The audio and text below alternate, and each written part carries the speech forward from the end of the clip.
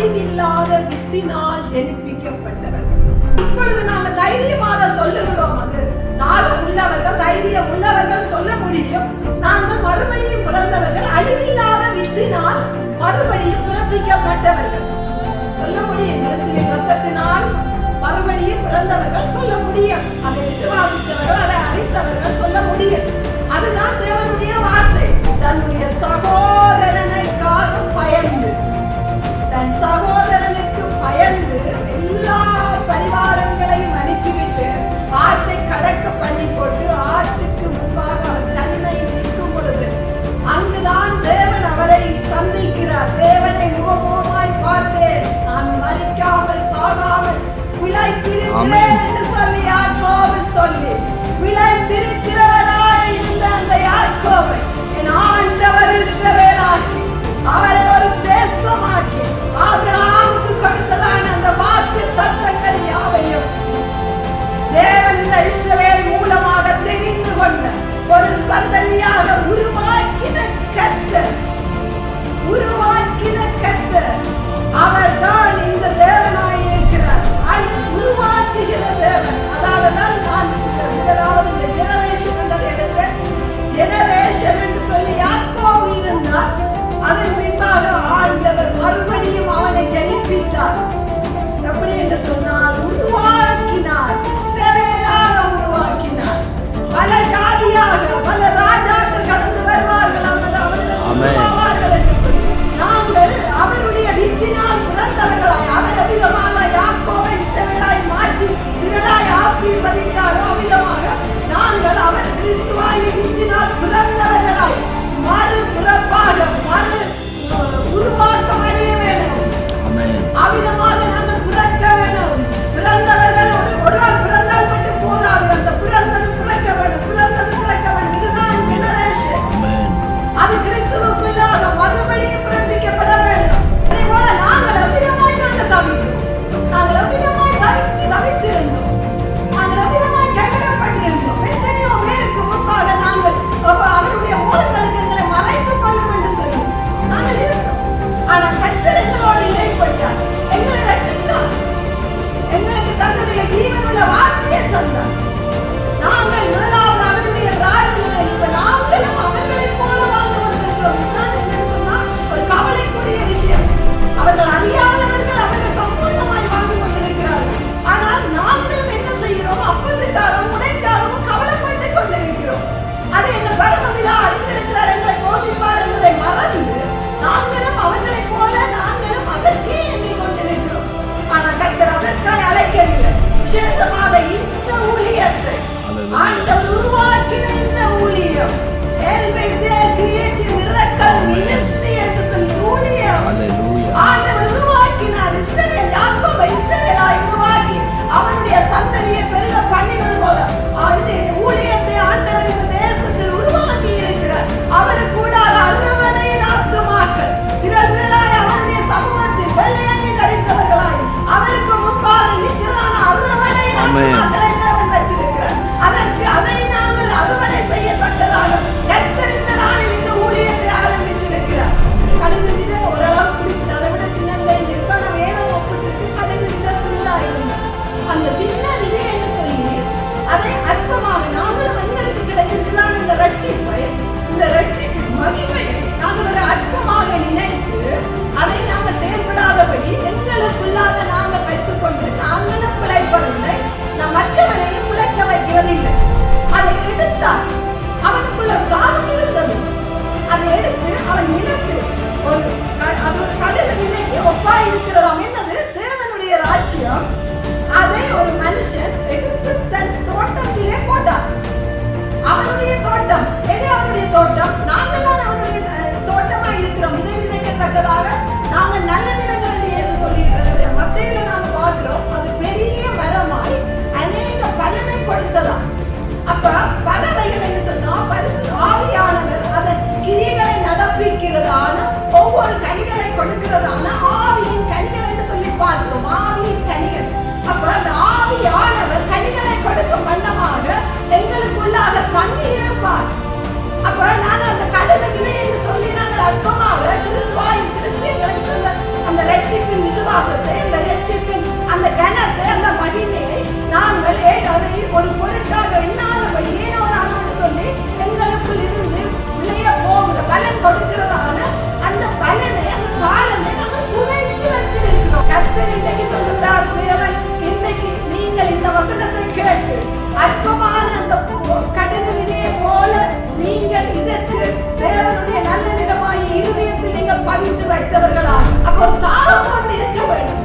அப்பொழுதுதான் ஆவியின் கனிகளாகிய அந்த கனிகள் புறப்படும். அந்த கனியினூடாக மரங்கள் வரும். மறுபடியும் அந்த மரங்கள் கனிகளை கொடுக்கும். மறுபடியும் இந்த கனிகளூடாக மரங்கள் வரும். இதுதான் ஜெனரேஷன். நாங்கள் ஒவ்வொருவரும் போன முறை பார்த்தது போல யார் நீதிமான் என்று சொல்லி அந்த வார்த்தையினூடாக பார்த்தோம். மனம் திரும்பி உண்மையாய் இருப்பவர் அவன் பிழைப்பான், நித்திய ஜீவனை பெற்றுக் கொள்ளுவான், ஜீவ புஸ்தகத்தில் அவன் நாமம் இருக்கும் என்று சொல்லி பார்த்தோம்.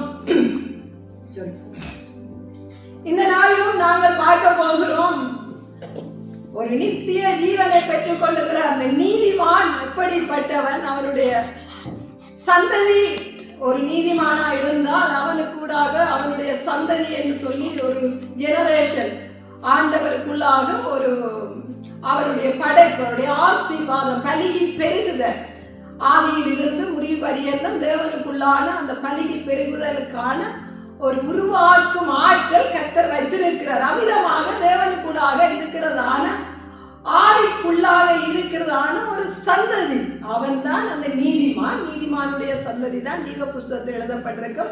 அது தேவனுடைய வருகையில் ஜீவ புஸ்தகம் திறக்கப்படும் பொழுது அதில் இருக்கும். அதில் இருக்கிறதான சந்ததி தான் அவருக்கு முன்பாக நிற்கிறதான அழகாய் நிற்கிறதான திரள் கூட்டம், பல ஜாதி பல பாசைக்காரர்களாக ஆட்டுக்குட்டி ஆனவருடைய ரத்தத்தில் அவர்களுடைய வஸ்திரங்களை தோய்த்தவர்களாய் அவருக்கு முன்பாக நிற்கிறார்கள். அவருடைய இரத்தத்தினால் வஸ்திரங்களை தோய்த்தவர்களாய் அவருடைய உடன்படிக்கை இரத்தத்தின் உடன்படிக்கையினால் அவருடைய வஸ்திரத்தை தோய்த்தவர்கள் என்று சொன்னால் ரட்சிப்பை பெற்றுக் கொண்டவர்கள். வஸ்திரமாகிய ரட்சிப்பு, அந்த வஸ்திரத்தை தான் இன்று நாங்கள் தேவனுக்கு முன்பாக நாங்கள் காத்து கொள்ள வேண்டியவர்களாய் இருக்கிறோம். ஏனென்று சொன்னால் அந்த வஸ்திரம் இல்லாதவர்கள் நிர்வாணமாய் நிற்கிறார்கள். தேவனுக்கு முன்பாக நிற்க முடியாது. நிர்வாணம் அவலட்சணமாய் காணப்படாதபடிக்கு எச்சரிக்கையாய் என்று சொல்லி தேவன் சொல்லுகிறார். அவ்விதமாக நாங்கள் இந்த வேளையிலும் தேவனுடைய நீதிமானாய் அவருடைய சந்ததியாய் நாங்கள் நிற்கிறோம். அந்த விதத்தில் நாங்கள் அதை யார் அவர்கள் நிலைத்திருந்து இந்த சந்ததிக்குள் கடந்து வருவார்கள், எப்படி வருவார்கள் என்பதை நாங்கள் இப்பொழுது பார்க்க போறோம். யார் என்று சொன்னால் அவர்கள் அழிவில்லாத வித்தினால் ஜெனிப்பிக்கப்பட்டவர்கள். அழிவில்லாத வித்தினால் ஜெனிப்பிக்கப்பட்டவர்கள். ஜெனரேஷன் என்று சொன்னா சந்ததி பரம்பரை என்று சொல்லி நாங்கள் எல்லாருமே அறிந்திருக்கிறோம். அது ஒரு வித்தினால் பிறப்பிக்கப்படுகிறது. ஒரு சாதாரண தாய் தகப்பன், ஒரு கணவன் மனைவி, ஒரு ஆண் பெண்ணு கூடாக பிறக்கிறது யாவும் ஒரு ஜெனரேஷன். அதற்கு ரீஜெனரேஷன் என்று சொல்லியும் சொல்லப்படுகிறது. என்னன்னு சொன்னா மறுபடியும் உருவாக்கப்படுதல், பிறப்பிக்கப்படுதல். இதன் ஊடாகத்தான் அந்த ஜெனரேட்டர் என்ற ஒரு சொல் உருவாக்கப்பட்டிருக்கு. நான் இதை இப்பதான் அதை பார்த்தேன். காலமா தான் ஜெனரேட்டர் என்று சொல்லி ஒரு வசனத்தை பார்த்தேன். அது உருவாக்குற தன்மை உள்ளது. கரண்ட் இல்லாம போனால் அதை நாங்கள் கரண்டுக்காக பதிலாக அந்த கரண்டை உற்பவிக்கிறது ஜெனரேட்டர். அமிதமாக உருவாக்குகிறது தான் ஜெனரேஷன். உருவாக்கப்படுகிறது, சந்ததியாக உருவாக்கப்படுகிறார்கள். அதன்படி நாங்கள் இப்பொழுது எப்படி உருவாக்கப்பட்டிருக்கிறோம் என்று சொன்னா ரீஜெனரேஷன், மறுபடியும் உருவாக்கப்பட்டிருக்கிறோம். மறுபடியும் உருவாக்கப்பட்டிருக்கிறோம். எப்படி உருவாக்கப்பட்டிருக்கிறோம்? நாங்களும் மாம்சத்தில் பிறந்த நாங்களும் மனித ரத்தத்தினால் மாம்ச சித்தத்தினால் பிறந்தவர்கள். ஆனால் இப்பொழுது நாங்கள் தைரியமாக சொல்லுகிறோம், அது தாகம் உள்ளவர்கள் தைரியம் உள்ளவர்கள் சொல்ல முடியும், நாங்கள் மறுபடியும் பிறந்தவர்கள், அழிவில்லாத வித்தினால் மறுபடியும் பிறப்பிக்கப்பட்டவர்கள் சொல்ல முடியும். கிறிஸ்துவின் ரத்தத்தினால் மறுபடியும் பிறந்தவர்கள் சொல்ல முடியும். அதை விசுவாசித்தவர்கள், அதை அறிந்தவர்கள் சொல்ல முடியும். அதுதான் தேவனுடைய வார்த்தை. இல்லை என்று சொன்னால் கிறிஸ்துவை அறியவில்லை. கிறிஸ்துவை அறிந்திருக்கிறேன் என்று சொல்லியும் அவரை காண்பிக்க அறியாதவன் பொய்யன். அப்ப கிறிஸ்துவை அறிந்தவர்கள் யாவரும் அப்படியா கிறிஸ்துவாகிய அழிவில்லாத வித்தினால் பிறந்திருக்கிறார்கள். அதே போல நாங்கள் வாசிப்போம் உபாகமம் 33:29.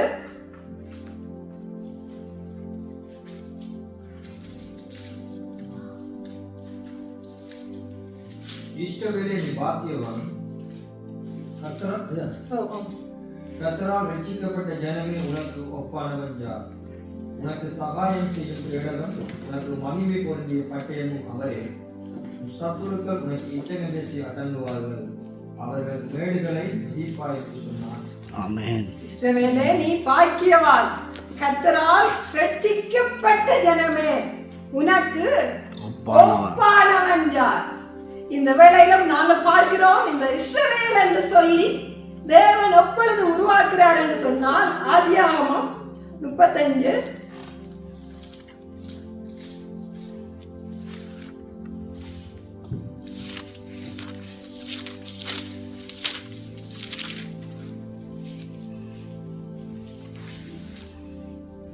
10. இப்பொழுது உன் பேர் யாக்கோபு, இனி உன் பேர் யாக்கோபு எனப்படாமல் இஸ்ரவேல் என்று உனக்கு பேர் வழங்கும் சொல்லி கிழவாசிங்க 11, 12. பின்னும் தேவன் அவனை நோக்கி, நான் சர்வ வல்லமையுள்ள தேவன், நீ பலகி பெருகுவாயாக, ஒரு யாதியும் பற்பல யாதிகளின் கூட்டங்களும் உன்னிடத்தில் உண்டாகும், ராஜாக்கள் உன் சந்ததியில் பிறப்பார்கள், நான் ஆபிரகாமுக்கும் ஈசாக்குக்கும் கொடுத்த தேசத்தை உனக்கு கொடுப்பேன், உனக்கு உன் சந்ததியின் தேசத்தை கொடுப்பேன் என்று சொல்லி தேவன் அவனோடு பேசின ஸ்தலத்தில் இருந்து அவனை எழுந்தருள பண்ணி போனார். நாங்கள் பார்க்கிறோம், யார் இந்த இஸ்ரவேலை அவர் பாக்கியவான் என்று அழைக்கிறார் என்றால், இஸ்ரவேல் என்ற பெயர் சொல்லப்பட்டு பெயராக மாற்றப்பட்ட ஒரு நபரை. அவர் அதற்கு முன்பாக ஒரு யாக்கோபாக இருந்தார். எப்படி என்று சொன்னால், அவர் ஒருவராக இருந்து பிரிக்கப்படுகிறார், வேறு பிரிக்கப்படுகிறார். இருந்த தேசத்தில் இருந்து இன்னொரு தேசத்துக்கு வேறு பிரிக்கப்படுகிறார். வேறு பிரிக்கப்பட்டு திரும்பவும் தேவனால அழைக்கப்படுகிறார். அழைக்கப்படும் பொழுது, அழைக்கப்பட்ட பொழுதுதான் தேவன் அவரை எவ்விதமாக அவர் பிரிந்து என்ன காரணத்தினால அவர் பிரிக்கப்பட்டு போனாரோ, அந்த பிரிந்து வரும் பொழுது தேவன் அவரை சந்திக்கிறார். எங்கே என்று சொன்னால், ஒரு ஆற்றுக்கு முன்பாக தேவன் அவரை சந்திக்கிறார். அந்த ஆற்றுக்கு முன்பாகத்தான் அவர் தன்னுடைய சகோதரனுக்காக பயந்து, தன் சகோதரனுக்கு பயந்து எல்லா பரிவாரங்களையும் அனுப்பிவிட்டு ஆற்றை கடக்க பண்ணி போட்டு ஆற்றுக்கு முன்பாக அவர் தனிமையில் நிற்கும் பொழுது அங்குதான் தேவன் அவரை சந்திக்கிறார். தேவனை முகமுகமாய் பார்த்தேன், நான் மரிக்காமல் சாகாமல் பிழைத்திருக்கிறேன் என்று சொல்லி யாக்கோபு சொல்லி, பிழைத்திருக்கிறவராய் இருந்த அந்த யாக்கோபை என் ஆண்டவர் இஸ்ரவேலாக்கி, அவரை ஒரு தேசமாக்கி, ஆபிரகாமுக்கு கொடுத்ததான அந்த வாக்கு தத்தங்கள் யாவையும் தேவன் இந்த இஸ்ரவேல் மூலமாக தெரிந்து கொண்ட ஒரு சந்ததியாக உருவாக்கின கர்த்தர். அவர் தான் இந்த தேவனாயிருக்கிறார். அவர் உருவாக்குகிற தேவன். அதாலதான் நான் இந்த முதலாவது இந்த ஜெனரேஷன் என்றதை எடுத்த ஜெனரேஷன் என்று சொல்லி யாக்கோபு இருந்தார். அதன் பின்பாக ஆண்டவர் மறுபடியும் அவனை ஜனிப்பித்தார். எப்படி என்று சொன்னால், உருவாக்கினார், இஸ்ரவேலாக உருவாக்கினார். பல ஜாதியாக பல ராஜாக்கள் கடந்து வருவார்கள், அவனிடம் என்று சொல்லி நாங்கள் இப்பொழுது ஆவிக்குரிய இஸ்ரவேலர்களாய் இருக்கிறோம். நாங்கள் இன்று விதமாக நாங்கள் ஒருவராகவோ இருவராகவோ அப்படிப்பட்ட தன்மையில் இருந்தாலும், நாங்கள் இந்த மாம்சத்தில் இருக்கும் பொழுது நாங்கள் எதையும் நாங்கள் இந்த ஆவிக்குரிய ராஜ்யத்திலோ தேவன் வச்சிருக்கிறதான அந்த நித்தியமான அந்த ஜீவ புஸ்தகத்திலோ அல்ல சிங்காசனத்தில் வீற்றிருக்கிறதான அவருடைய சமூகத்தில திரளாய் நிற்கிறதான அவருடைய நலனாய் நிற்கிற கூட்டத்திலேயோ நாங்கள் நிற்க முடியாது. நாங்கள் அவருடைய வித்தினால் பிறந்தவர்களாய், அவர் அவிதமாக யாக்கோபை இஸ்ரவேலாய் மாற்றி திரளாய் ஆசீர்வதித்தாரோ அவ்விதமாக நாங்கள் அவர் கிறிஸ்துவாகிய வித்தினால் பிறந்தவர்களாய் மறுபிறப்பாக மறு உருவாக்கம் அடைய வேண்டும். அவ்விதமாக நாங்கள் பிறக்க வேண்டும். பிறந்தவர்கள் போதாது. அந்த பிறந்தது பிறக்க வேண்டும், பிறந்தது பிறக்க வேண்டும். இதுதான் ஜெனரேஷன். ஆமென். அது கிறிஸ்துவுக்குள்ளாக மறுபடியும் பிறப்பிக்கப்பட வேண்டும். எப்படி என்று நாங்க பார்க்கிறோம் பாருங்க. மத்தேயு 6:33 வசனம் வாசிக்க வேண்டாம். தேவனுடைய ராஜ்யத்தை நீதியை தேடுங்கள், அப்பொழுது இவைகள் எல்லாம் கொடுக்கப்படும். சங்கீதம் 4:7 சொல்லப்படுது. சங்கீதம் 4:7 வாசிப்போம்.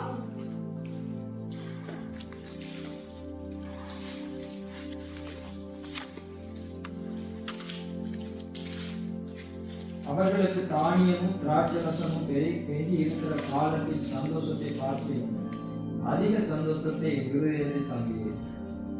பாருங்க, முதலாவது தேவனுடைய ராஜ்யத்தை நீதியை தேடுங்கள், அப்பொழுது இவைகள் எல்லாம் கொடுக்கப்படும். அப்ப எவைகளை இவர்கள் எல்லாம் தேடுகிறார்கள் என்று சொல்லி பார்த்தோமா இருந்தா, இதற்கு மேல மத்தேயு 6ஆம் அதிகாரத்துல அப்பத்துக்காக கவலைப்படுகிறார்கள், உடைக்காக கவலைப்படுகிறார்கள். ஆண்டவர் சொல்றார், நீங்கள் அப்பத்துக்காக கவலைப்படுகிறேன், பறவைகளை போஷிக்கிறது நான், உடைக்காக கவலைப்படுகிறது என்ன? இந்த இருக்கிறதான சகல பூக்களையுமே அழகாக படைத்து சாலமோன் முதலாய் உடுத்துவிக்கவில்லை என்று சொல்லி ஆண்டவர் சொல்லுகிறார். இவைகள் யாவையும் பரமபிதா அறிந்திருக்கிறாரா? உங்களை படைத்த பரமபிதா அறிந்திருக்கிறார். இன்றைக்கு இருந்து அடுப்பு நெருப்பிலே போடப்படுகிறவையே ஆண்டவர் இவ்வளவாய் உடுத்துவிப்பார். ஆனால் உங்களை போஷிப்பது எவ்வளவு நிச்சயம் அல்லவா என்று சொல்லிட்டு ஆண்டவர் சொல்றார், முதலாவது தேவனுடைய நீதியையும் ராஜ்யத்தையும் தேடுங்கள், அப்பொழுது இவைகள் எல்லாம் கொடுக்கப்படும்.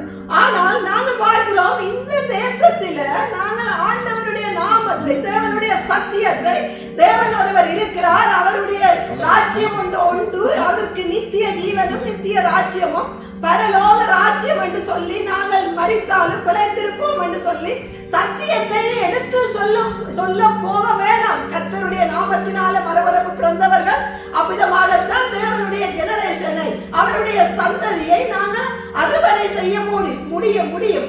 ஆனாலும் இந்த தேசம் அப்படிப்பட்டதா? தானியமும் திராட்சரசமும் நிறைந்த தேசமாய் இருக்கிறது. அவர்களுக்கு குறைவில்லை. அவர்கள் கேட்க போனால் தங்களுக்கு என்ன குறை என்று சொல்லுவார்கள். எந்த விதத்திலுமே குறை இல்லை. ஆனா பாருங்க, 107 சங்கீதத்துல தொடர்ந்து படிங்களையும் சங்கீதம் 107 18.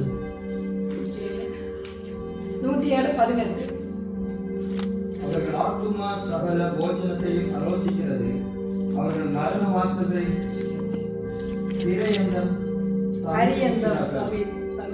பாருங்க, அவர்களுடைய ஆத்துமா சகல போஜனத்தையும் ஆலோசிக்கிறது. அவர்களுக்கு எந்தவித குறைவும் இல்லை. அவர்களுடைய ஆத்துமாக்கள் சகல போஜனம் என்று சொன்னால் அவர்களுக்குரிய சகல இச்சைகளினும் படியும் அவர்கள் ஆலோசித்து திருப்தி அடைகிறார்கள். மாம்சத்துக்குரிய சகல காரியத்தினாலும் அவர்கள் திருப்தி அடைந்து வாழ்கிறார்கள். ஆனால் அவர்கள் ஆத்துமா சகல போஜனத்தை ஆலோசிக்கிறது. அவர்கள் மரண வாசல்கள் பரியந்தம் சமீபிக்கிறார்கள். அவர்கள் மரண வாசல்களில் சமீபிக்கிறார்கள் என்பதை அறியாமல் இருக்கிறார்கள். நித்திய ஜீவன் இல்லாதவர்கள் நித்திய ஆக்கினை அடைய போகிறார்கள். அந்த நித்திய ஆக்கினை நித்திய ஆக்கினியாய் இருக்கிறது.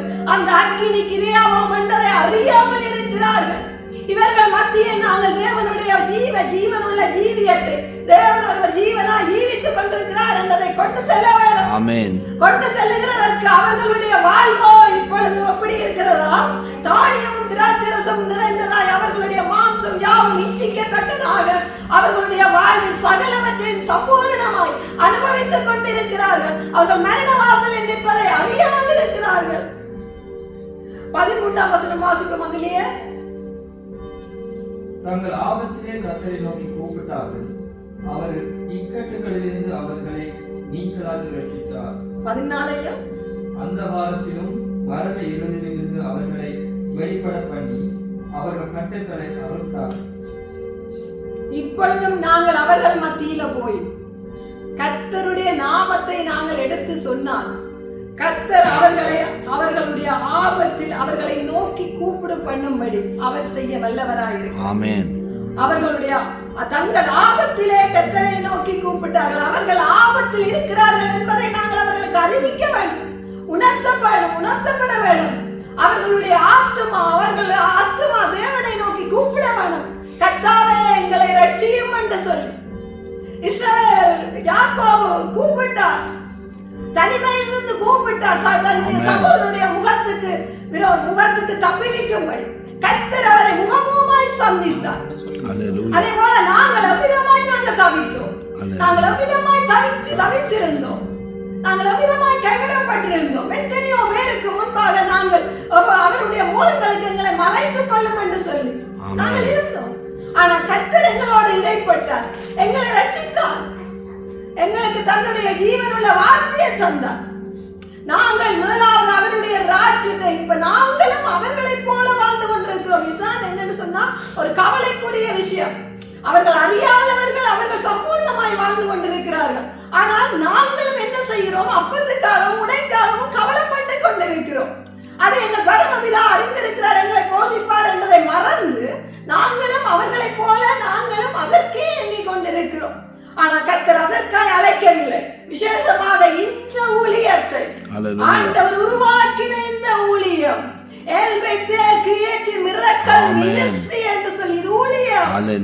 ஆண்டவர் உருவாக்கினார். இஸ்ரவேல் யாக்கோபை இஸ்ரவேலாய் உருவாக்கி அவனுடைய சந்ததியை பெருக பண்ணினது போல இந்த ஊழியத்தை ஆண்டவர் இந்த தேசத்தில் உருவாக்கி இருக்கிறார். அவரு கூடாத அறுவடையின் ஆத்துமாக்கள் திரள் திரளாய் அவருடைய சமூகத்தில் வெள்ளை அங்கி தரித்தவர்களாய் அவருக்கு முன்பாக நிற்கிறதான அறுவடையின் ஆத்துமாக்களை தேவன் வைத்திருக்கிறார். அதை நாங்கள் அறுவடை செய்யத்தக்கதாக கர்த்தர் இந்த நாளில் இந்த ஊழியத்தை ஆரம்பித்திருக்கிறார். இந்த ஊழியத்தின் மூலமாக கர்த்தர் கொண்டிருக்கிறார் அந்த நோக்கம் நிறைவேறும். ஏனென்று சொன்னால் ஆண்டவர் சொல்லி இருக்கிறார், அவர்களுடைய இருதயத்தை அவர் வருத்தத்தால் தாழ்த்தினார், சகாயர் இல்லாமல் விழுந்து போனார்கள், தங்களாபத்திலே கர்த்தரை நோக்கி கூப்பிட்டார்கள். அவர்கள் கூப்பிடுவார்கள், அவர்களுக்கு ஆபத்து என்று சொல்லி வரும் பொழுது, அது ஆபத்து என்று சொல்லி உணர்த்தும் பொழுது கூப்பிடுவார்கள். ஆனால் நாங்கள் கர்த்தரை காண்பிக்க வேண்டும், கர்த்தரை காண்பிக்க வேண்டும். அதற்கு நாங்கள் ஒரு தாகம் இல்லாதவர்களாய் இருக்கிறோம். முதலாவது தேவனுடைய ராஜ்யத்தை நீதியை தேடுகிறதுக்கு ஒரு தாகம் வேண்டும். நாங்கள் தாகம் இல்லாதவர்களாய் இருக்கிறோம். அந்த தாகம் இருந்தால் கட்டாயமாகவே நாங்கள் அந்த தேவனுடைய அந்த தாகத்தை சுமந்தவர்களாக கர்த்தருடைய ஆவியாகி அந்த ஜீவ நதி அவர் ஜீவ தண்ணீர். வெளிப்படுத்தல் 21ஆம் அதிகாரத்தில் சொல்லப்பட்டிருக்கு, தாகம் உள்ளவர்கள் எல்லாரும் வாசிங்கப்பா 21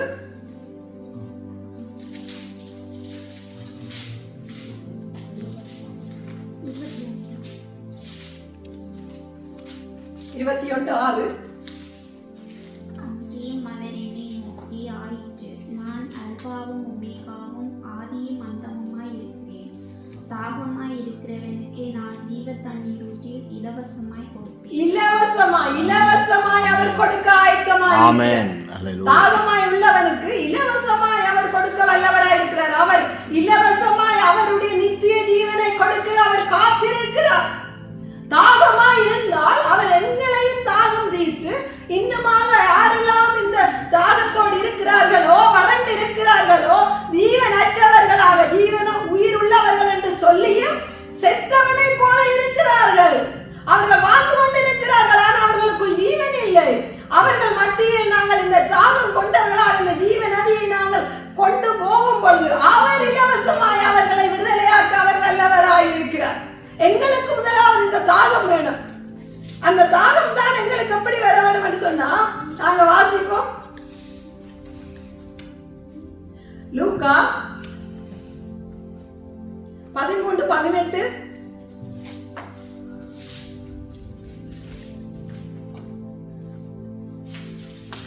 அவர் அவர்களை நோக்கி, தேவனுடைய ராஜ்யம் எதற்கு ஒப்பாயிருக்கிறது?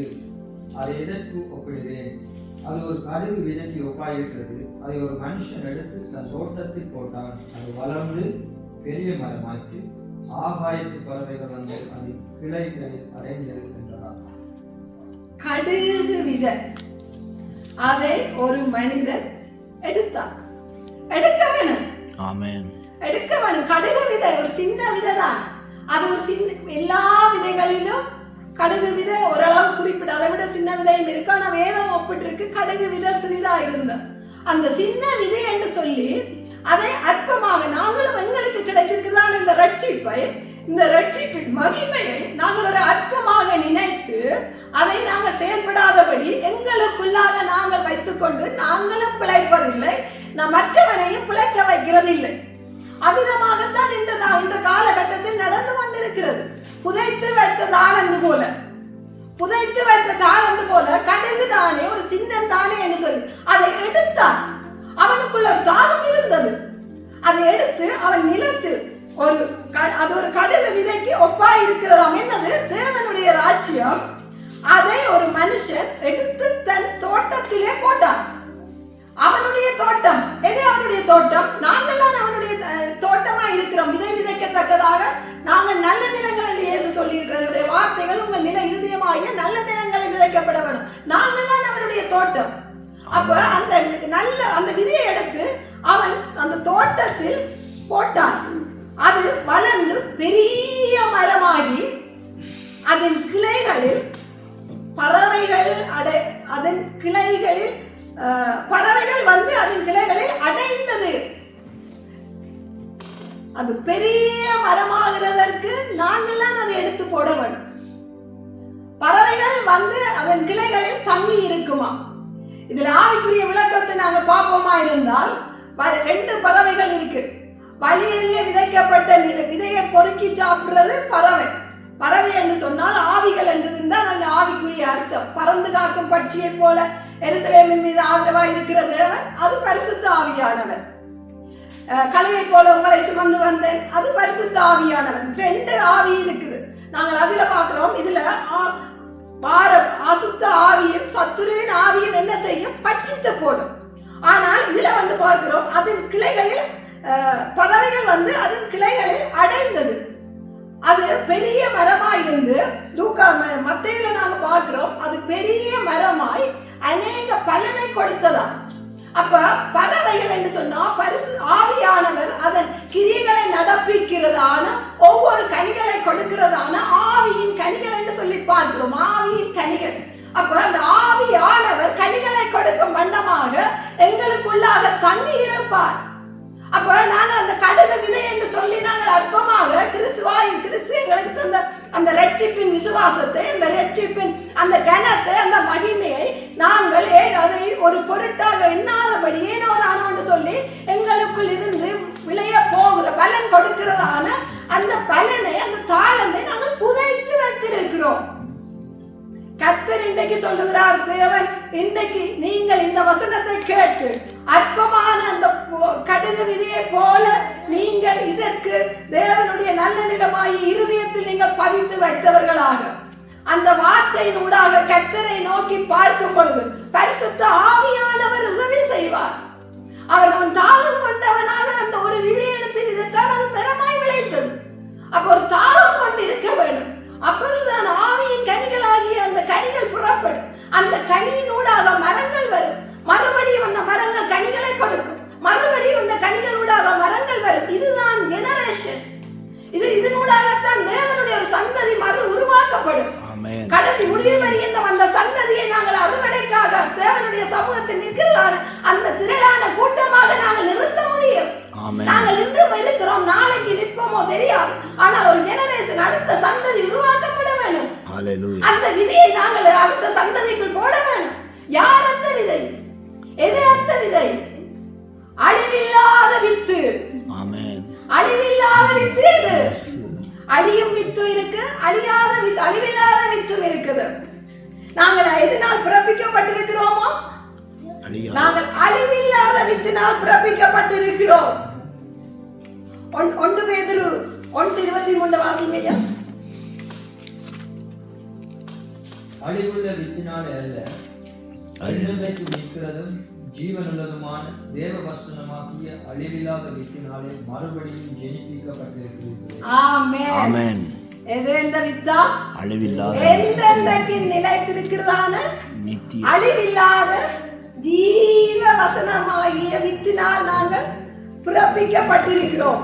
அழிவுள்ள வித்தினாலே அல்ல, என்றென்றைக்கு நிற்கிறதும் ஜீவனுள்ளதுமான தேவ வசனமாகிய அழிவில்லாத வித்தினாலே மறுபடியும் ஜெனிப்பிக்கப்பட்டிருக்கிறீர்கள். பிறப்பிக்கப்பட்டிருக்கிறோம். ஆமென். அப்ப பாருங்க, நாங்கள் அழிவில்லாத வித்தினால நாங்கள் மறுபடியும் பிறப்பிக்கப்பட்டிருக்கிறோம். அது என்னென்னைக்கு நிற்கும். அதுதான் ஜீவ வசனமாகிய ஜீவன் உள்ளதுமான தேவ வசனமாகிய அழிவில்லாத வித்து. ஆமென். அப்ப நாங்கள் இந்த வசனத்தை என்ன செய்ய வேண்டுமா? வித்தாக நாங்கள் எங்களுக்குள் வைத்திருக்க வேண்டும். அப்பொழுதுதான் எங்களுக்கூடாக அழிவில்லாத வித்து புறப்படும். அழிவில்லாத வித்து புறப்பட்டு அந்த அழிவில்லாத ஜீவனுள்ள தேவனுடைய ராஜ்யத்தை சுதந்திரிக்க செய்யும். ஆமென். நாங்கள் பொல்லாங்காய் தோன்றுகிற யாவையும் விட்டு விலக வேண்டும் என்று சொல்லி வேதம் சொல்லுகிறது. நிறைய காரியங்கள் பொல்லாங்காய் தோன்றுகிற காரியங்கள் உண்டு. நாங்கள் நீதிமான்களின் நடுவிலிருந்து தேவன் பொல்லாங்கானவர்களை பிரிக்கிறார். நாங்களும் அப்படியாமல் சொன்னா நாங்கள் பொல்லாங்காய் தோன்றுகிற யாவையும் விட்டு விலக வேண்டும். 1 தெசலோனிக்கேயர் 5:22 ஐயா.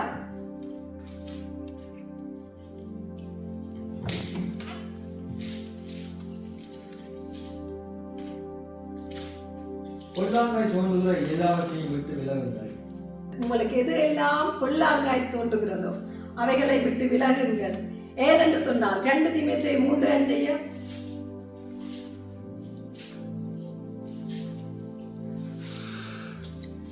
தேவ பக்தியின் வேஷத்தை தரித்து அதன் வேதனை மறுதளிக்கிறவர்களாயும் இருப்பார்கள். இப்படிப்பட்டவர்களை நீ விட்டு விலகு. என்ன செய்ய வேண்டுமா? தேவ பக்தியின் வேஷத்தை தரித்தவர்களாக. திரும்ப வாசிங்கய்யா. தேவ பக்தியின் வேஷத்தை தரித்து அதன் வேதனை வேலனை. தேவ பக்திக்கென்று சொல்லி ஒரு வேலன் இருக்கு. தேவனுடைய ராஜ்யம் பேச்சிலே அல்ல, பலத்தினால கட்டப்பட வேண்டும். அது என்ன பலன்? பரிசுத்த ஆவியானவர் உங்களிடத்தில் வரும் பொழுது நீங்கள் பலனடைந்து எருசலேமிலும் சமாரியாவிலும் யூதேயாவிலும் பூமியின் கடைசி வரையிலும் எனக்கு சாட்சிகளாய் இருப்பீர்கள் என்று சொன்ன தேவனுடைய பரிசுத்த ஆவியானவருடைய பலத்தினால நாங்கள் கட்டப்பட வேண்டும். அந்த பலன் தான் என்னவாம்? அழிவில்லாத தேவனுடைய வித்து. அது என்னென்றைக்கு நிலைத்திருக்கிறதான தேவனுடைய ஜீவ வசனமாய் இருக்கிறது. பொல்லாங்காய் தோன்றுகிற யாவையும் விட்டு விலகுங்கள். வருவார்கள் தேவ பக்தியின் வேஷத்தை தரித்துக் கொண்டு தேவனுடைய பலத்தை மறுதளிக்கிறவர்களாக பலவிதமான போதனைகளோடு பலவிதமான வழிநடத்தல்களோடு வருவார்கள். ஆனால் கர்த்தரோ என்று எங்களை தெரிந்திருக்கிறார். தெரிந்திருக்கிறார். அன்று ஆதியில் இருந்து ஆண்டவர் படைத்த மனிதர்கள் ஜனங்கள், அவ்வளவு ஜனங்களையும் தேவன் இந்த பூமியில் இருந்து தெரிந்து கொள்ளவில்லை. ஒரே ஒரு யாக்கோபின் மூலமாக இஸ்ரவேலா ஜாதியாக அவர் உருவாக்கி அந்த சந்ததியை தெரிந்து கொண்டார். தெரிந்து கொண்டதன் நிமித்தமாக 12 கோத்திரம் உருவானது. அந்த கோத்திரத்தில் உருவானதுதான் யூத கோத்திரம்.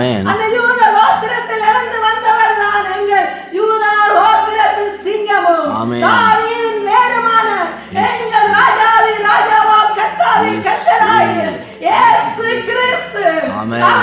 அவரே வார்த்தை என்று சொல்லி பார்க்கிறோம். வெளிப்படுத்தல பார்க்கிறோம். அவரே வார்த்தை. அந்த தேவனாம் அந்த ஜீவ வார்த்தையை நாங்கள் பிடித்துக் கொண்டு அந்த பலத்தை நாங்கள் மறுதளிக்கிறவர்களா இல்லாதபடிக்கு தேவ பக்தியின் வேஷத்தை தரித்துக் கொண்டு வருகிறவர்கள் மத்தியில் நாங்கள் அவர்களை பகுத்தறிய முடியும்.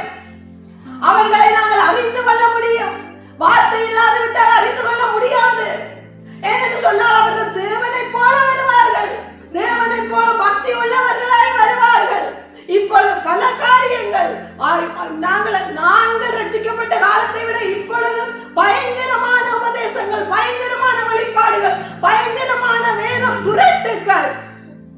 இப்பொழுதுதான் நாங்கள் வார்த்தையை கொடுக்கும் பொழுதுதான் நாங்கள் ஆராயக்கூடியதா இருக்கிறது. எப்படியான ஜீவனுடைய தேவனுடைய வார்த்தைக்கும் வசனத்துக்கும் விரோதமாக புரட்டுக்கள் உருவாகி இருக்கிறது என்று சொல்லி, ஆனால் கர்த்தரின் நாளிலும் தேவன் உருவாக்கினதான அவருடைய நிலைத்திருக்கிற என்றென்றும் நிலைத்திருக்கத்தக்கதான அவருடைய சந்ததியை எதிர்பார்க்கிறார். என்றென்றும் நிலைத்திருக்கிற அந்த ராஜ்யத்தை கட்டும்படி அவர் உருவாக்கி இருக்கிறார். ஆவிக்குரிய இஸ்ரவேலர்களால் உருவாக்கி இருக்கிறார். அன்று இஸ்ரவேலை தெரிந்து கொண்டவர் இன்றைக்கு மங்களை உருவாக்கி இருக்கிறார். இந்த இடத்தில் நாங்கள் நின்று கொண்டிருக்கிறோம். ஆனால் நாங்கள் நினைக்கிறோம் அற்பமாய் நாங்கள் இந்த இடத்தில் நிற்கிறோம் என்று சொல்லி அவர் யாரையும் அற்பமாய் நினைப்பதில்லை. அவருடைய பார்வையில் நாங்கள் வெளியேற பெற்றவர்கள், விசேஷித்தவர்கள். அவர் வேறு பிரித்தார்.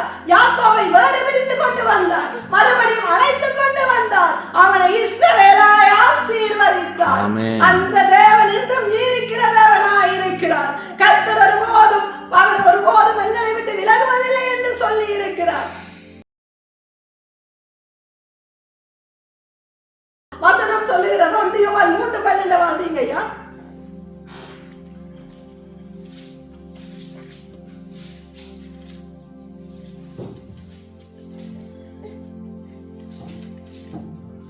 பொல்லாங்கானால் உண்டாயிருந்த தன் சகோதரனை கொலை செய்த காயினை போல் இருக்க வேண்டாம். அவன் எது நிமித்தம் அவனை கொலை செய்தான்? தன் கிரியைகள் பொல்லாதவைகளும் தன் சகோதரனுடைய கிரியைகள் நீதி உள்ளவைகளுமாய் இருந்ததினால் நிமித்தம் தானே. பொல்லாங்கன் எப்படியும் தன் சகோதரனுடைய நீதி கிரியை நீதி உள்ளது என்று சொல்லி கண்டு பொல்லாங்கனால் உண்டாயிருந்து தன் சகோதரனை கொலை செய்த காயினை போல் இருக்க வேண்டாம். அவன் எது நிமித்தம் அவனை கொலை செய்தால் தன் கிரியைகள் பொல்லாதவைகளும் தன் சகோதரனுடைய கிரியை நீதி உள்ளவைகளுமாய் இருந்ததினாலே. அப்ப அந்த பொல்லாங்கனே வருகிறானா? கொலை செய்வதற்கு வாரான். ஒரு நீதிமானை கொலை செய்வதற்காக பொல்லாங்கன் சுத்தி திரிகிறான். பொல்லாங்கானவைகளை நீங்கள் பொல்லாங்காய் தோன்றுகிறதை விட்டு விடுங்கள். அவர்கள் தேவ பக்தியின் வேஷத்தை தரித்து கொண்டு வருவார். அப்ப இங்கேயும் நாங்கள் பார்க்கிறோம், பொல்லாங்கன் எப்படி என்று சொன்னால் அவன் கொலை செய்யும்படி வருவான். தேவ பக்தியின் வேஷத்தை தரித்து கொண்டு வருவான். இது ஆதியிலிருந்தே இருக்கு. ஆதியிலிருந்தே இருக்கு. தன் சகோதரனுடைய கிரியைகள் நீதி உள்ளவைகள். இங்கேதான் வருது நீதிமான். தேவன் அவனை ஏன் வெறுத்தார்? காயினின் காணிக்கை ஏன் வெறுத்தார்? வசனம் சொல்லுகிறது அவன் பொல்லாங்கனால் உண்டாயிருந்தான். வசனம் சொல்லுகிறது காயினையும் அவன் காணிக்கையும் வெறுத்தார். ஆதியாகமத்தில் போய் வாசிச்சு பாருங்க. தேவன் காயினையும் அவன் காணிக்கையும் வெறுத்தார். இதுல சொல்லப்பட்டிருக்குது அவன் பொல்லாங்கனால் உண்டாயிருந்தான். அவனுடைய சிந்தனை முழுக்கலும் பிசாசினால் நிரப்பப்பட்டிருந்தது. ஏனென்று சொன்னால் அவனுக்குள் சகோதரனுடைய கிரிய நீதி என்று சொல்லி அவனுக்குள் அவனை கொலை செய்யும் அளவுக்கு அவனுக்குள்ளாக இருந்த அந்த பொல்லாங்கு அவனை ஏவி விடுகிறது. அவ்விதமாக நாங்கள் இந்த காலத்தில் நாங்கள் வாழ்ந்து கொண்டிருக்கிறான் இந்த நாட்களில் கர்த்தருடைய ஜீவனை பெற்ற நாங்கள், அவருடைய விலையேற பெற்ற மகிமை உள்ள அந்த ரட்சிப்பை பெற்ற நாங்கள் எவ்விதத்திலாவது மடிந்து போய்விட வேண்டும், எங்களுடைய ரட்சிப்பை வஸ்திரத்தை நாங்கள் இழந்து விட வேண்டும் என்று சொல்லி பொல்லாங்கான கிரியைகளை மடப்பித்து எங்கள் மீது பொறாமை கொண்டு எரிச்சல் கொண்டு எழும்புவார்கள், வருவார்கள், பொல்லாங்கன் வருவார். ஆனால் நாங்கள் அவனுடைய கிரியைகளை பகுத்தறிஞ்சவர்களாக நாங்கள் எங்களை காத்து கொள்ள வேண்டும். இது முக்கியமல்ல. பொல்லாங்கான காரியம் எங்களுக்கு முக்கியமல்ல. எங்களுக்கு முக்கியமானது அழிவில்லாத வித்து, அழிவுள்ள வித்து, மனுஷ வித்து. அழிவுள்ள வித்து தான் பிசாசானவருடைய வித்து. அதுதான் அழிக்கும். காயின் அவனால் உண்டானவர். ஆனால் தேவனுடைய ஜனங்களாய் இருக்கிற நாங்கள்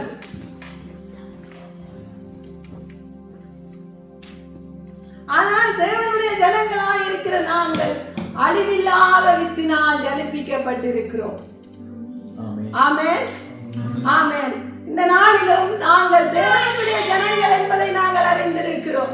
அழிவில்லாத வித்தினால் நாங்கள் ஜனிப்பிக்கப்பட்டிருக்கிறோம் என்பதை நாங்கள் அறிந்திருக்கிறோம். நாங்கள் தேவனுடைய ராஜ்யத்தின் புத்திரர் என்று சொல்லி நாங்கள் அறிந்திருக்கிறோம். அவருடைய சிங்காசனத்துக்கு முன்பாக திரள் திரளாய் சகல ஜாதியிலும் பல பாசைக்காரர்களிலும் தேவனுடைய ஆட்டுக்குட்டியானவருடைய இரத்தத்தில் அவர்களுடைய வஸ்திரத்தை தோய்த்தவர்களாக அவருடைய சமூகத்தில் நித்தமும் நிற்கிற திரள் கூட்டமாய் நாங்கள் நிற்போம். எங்களோடு கூட அவருக்கு முன்பாக திரளான ஒரு ஜாதியும் திரளான ஜனங்களும் நிற்கத்தக்கதாக நாங்கள் தேவனுக்குள்ளாக ஒரு தாகம் கொண்டவர்களாக, அந்த தாகம் அவருக்குள்ளாக நாங்கள் இதோ தாகம் உள்ளவர்களை என்னிடத்தில் வாருங்கள், ஜீவ தண்ணீரை இலவசமாய் தருகிறேன் என்று சொன்னவர் எங்களுக்கு இலவசமாய் தந்திருக்கிறார். அந்த இலவசமாய் தந்த அவருடைய அந்த ஜீவ வசனத்தை நாங்கள் பிடித்து கொண்டவர்களாக அந்த கடுகு விதையை எடுத்து அவன் அற்பமாய் விட்டு விடாதபடிக்கு அதை எடுத்து தன்னுடைய நிலத்தில் போட்ட பொழுது அது விளைந்து எவ்வளவாய் மரமாகி அந்த மரத்துக்கு பரிசுத்த ஆவியானவராகிய தேவன் அந்த இடத்தில் தங்கி அந்த தோட்டத்தில் தங்கி எவ்விதமாக கனிகளை பிறப்பிக்க வைத்தாரோ அந்த கனிகளின் ஊடாக எவர்கள் எல்லாம் பலனடைய கர்த்தர் காத்திருக்கிறாரோ அந்த தேவன் இந்த நாளிலும் இந்த வார்த்தையினூடாக தேவன் பிறப்பிக்க வல்லவராயிருக்கிறார். அந்த திரள் கூட்டம் அறுவடையாயிருக்கும்.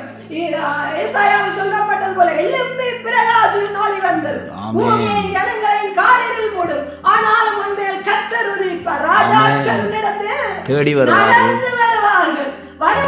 ஆண்டவர் சொல்லி இருக்கிற ராஜாக்கள் மத்தியில் நின்று சத்தியத்தை சொல்லுவார்கள் என்று சொல்லி இருக்கிறார். ஆண்டவர் அதன்படியே நடத்த வல்லவராயிருக்கிறார். ஆனால் நாங்கள் அழிவில்லாத வித்துக்களாய், நாங்கள் தேவனால் பிறந்த வித்துக்களாய், தேவனுடைய வசனத்தினால் பிறந்த வித்துக்களாய், விருட்சங்களாய், இனி வருகிற சந்ததி சந்தானமாய், கர்த்தருக்குள்ளாக ஒரு அறுவடை செய்கிற திரள் கூட்டமாய் நாங்கள் தேவனுக்குள்ளாய் அவருடைய ராஜ்யத்தை கட்டுகிறவர்களாய் இருப்போமாய் இருந்தால் கர்த்தர் அமிதமாய் செய்ய வல்லவராய் இருக்கிறார். ஆமென், ஆமென், ஹல்லேலூயா, ஹல்லேலூயா. கர்த்தர் தாமே இந்த வேளையும் தேவனுடைய வார்த்தையினூடாக பேசினபடியினா கரங்களை தட்டி தேவனுக்கு மகிமை செலுத்துவோம். ஆமென்.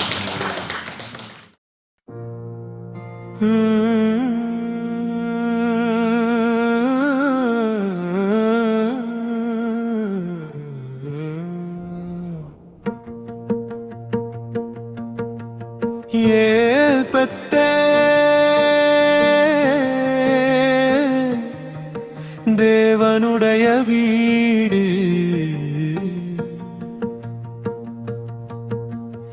ஏற்பட்ட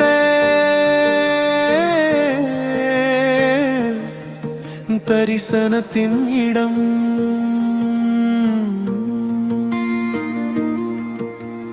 ஓடிய யாக்கோபை தேடி வந்தீ,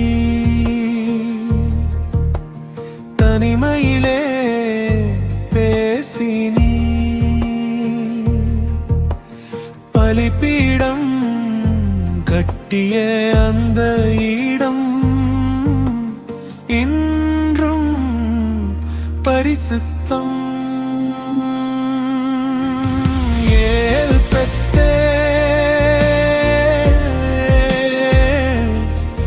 தேவனுடைய வீடு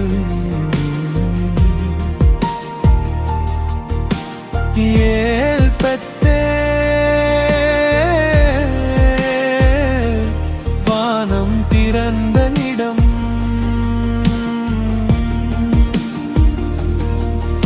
எங்கே நீ தரிசனமாவீர், இங்கே வாக்குத்தத்தம் நிறைவேறும்.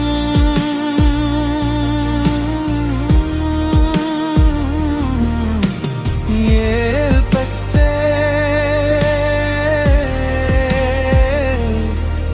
தேவனுடைய வீடு எங்கள் தலைமுறையின் அடையாளம்.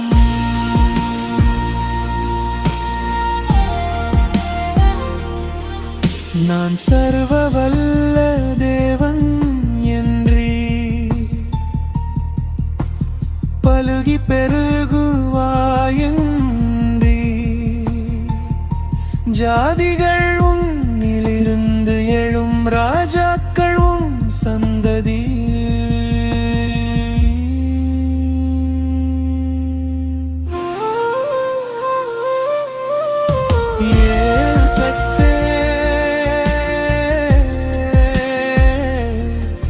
தேவனுடைய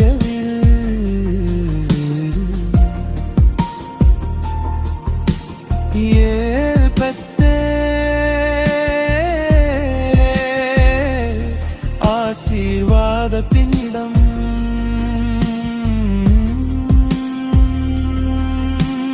நீ சொன்னதை செய்யும் வரை எங்களை கைவிட மாட்டீ.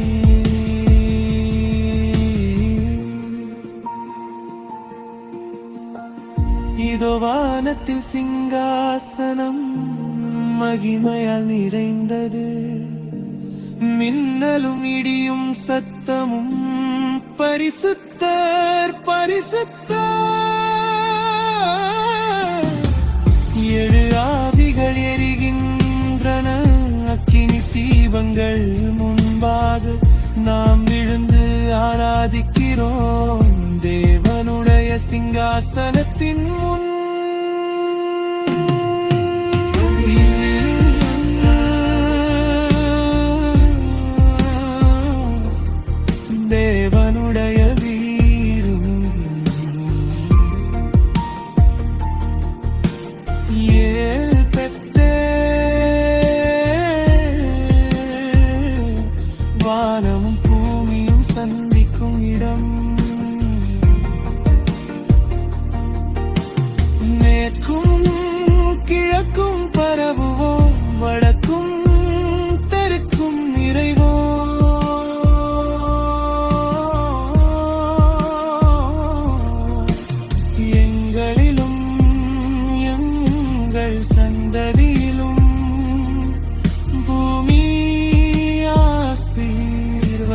அழைக்கப்படும்.